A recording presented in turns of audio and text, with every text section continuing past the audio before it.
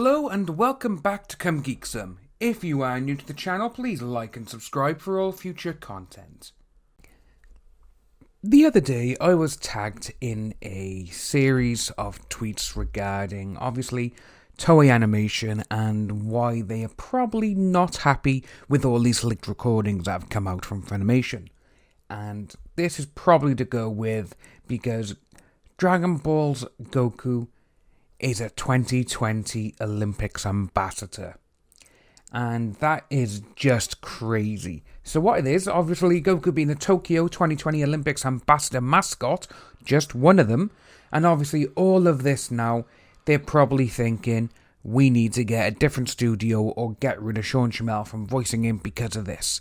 And obviously in Japan, you know, the big part of Japanese culture is honor and all this, you know, and all that kind of thing.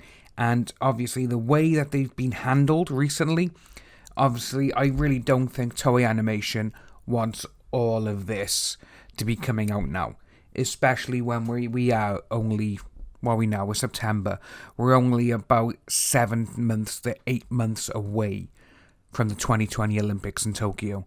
And it's just going to shine a bad light onto it, so I understand completely why Toei would want to get rid of them and get rid of Funimation. Have obviously they did the crisis meetings with Crunchyroll last weekend.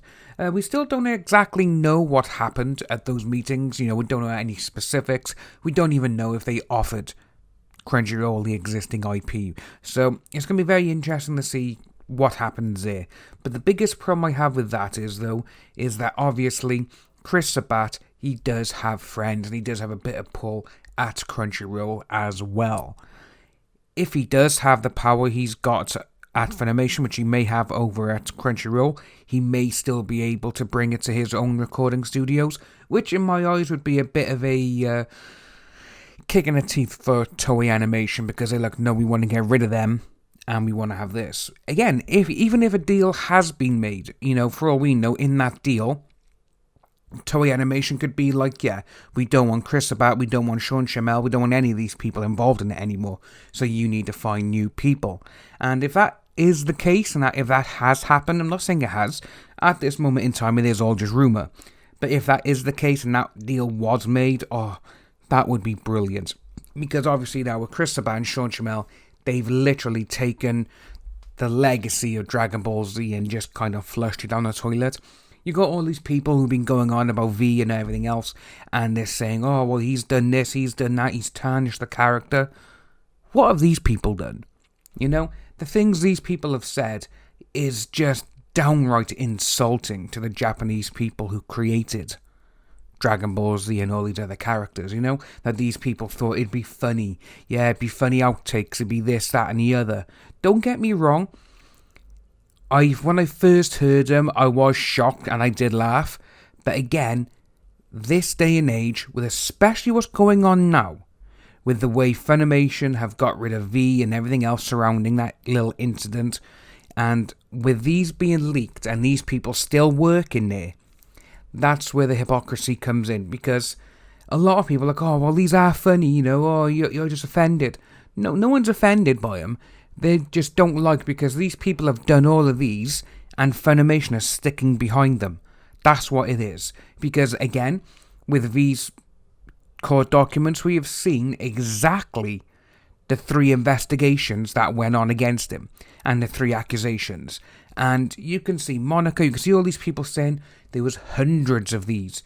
And in the document, obviously, they're not going to lie in a court document, are they? You know? And this has come out and it shows the 3 allegations that were against him. And none of them have to do with anything of making these kind of remarks or jokes. And obviously we saw as well the Funimation handbook. It does state about harassment. Anything that puts the company in a bad light, they can be fired. Well, all of this has put them in a bad light. So if they're going to get rid of V, they have to get rid of everyone. They have to clean house. That's how I'm looking at this. But again, we obviously, with this now, with Goku being a 2020 Olympic ambassador mascot, and obviously with Japan and everything else, you know, and there's so much, obviously, they're into the honor, the honor and respect. That is the Japanese culture. And these people have disrespected them, and they haven't shown any honor whatsoever, because they've literally just come out and they've literally just spat at all their fans. That's exactly what's happened. And Funimation don't seem to realise that. And, all these people, they got rid of one person because of a jelly bean joke, and there was an allegation that there was a kiss, but then there's like, nope, it was a consensual kiss. These are the emails, these are the text messages, we even have the proof of that. And then the other thing was, well, those two people actually lived with Ron and Monica, and we all know what Ron's like, don't we? He likes to hit people with a remote. Not men, women. But just going by all of that, there's no honour in anything, but for that there, and it's just like, yeah, well, this is your own fault now. And if Toei Animation does get rid of Funimation from their contracts, I think you're going to see a lot of people happy. Again, Crunchyroll is not exactly my first choice. I would probably go for Viz Media, probably a better option. However, they haven't really got the big pull to get that kind of IP for them. But you never know. Give a small studio a chance, And if you are new to the channel, please like and subscribe. Hit that notification bell for future updates.